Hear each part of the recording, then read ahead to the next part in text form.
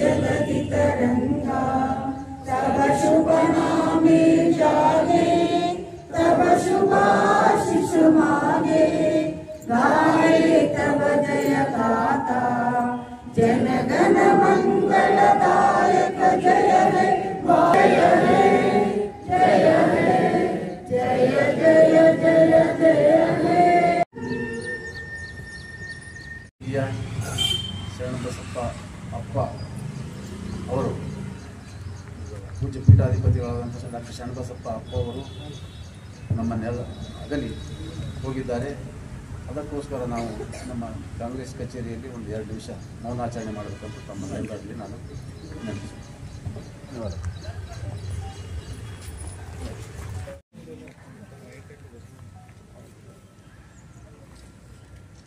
9ನೇ ಸ್ವಾತಂತ್ರ್ಯ ದಿನಾಚರಣೆ ಕಾರ್ಯಕ್ರಮಕ್ಕೆ ಆಗಮಿಸಿದಂಥ ನಮ್ಮ ಎಲ್ಲರ ನೆಚ್ಚಿನ ನಾಯಕರು,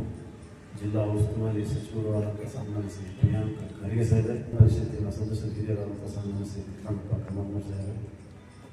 ಹಾಗೂ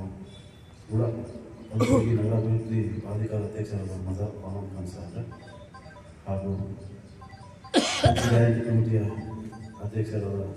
ಚಂದ್ರಿಕಾ ಪರಮೇಶ್ವರ್ ಅವರೇ, ದೇವೇಂದ್ರಪ್ಪ ರಾಜ್ಯ ಕಲಿಯುವ ನಿಗಮದ ಅಧ್ಯಕ್ಷ ದೇವೇಂದ್ರಪ್ಪ ಮತ್ತೂರ್ ಅವರೇ, ಮುಖಂಡರಾದಂಥ ಸುಭಾಷ್ ರಾಠೋಡ್ ಸಾಹೇಬ್ರೆ, ಆಲಂ ಖಾನ್ ಸಾಹೇಬ್ರೆ, ಬಲ್ರಾಜ್ ಜಾಹಿದ್ ಸಾಹೇಬ್ರೆ, ನಾಳೆ ನಮ್ಮ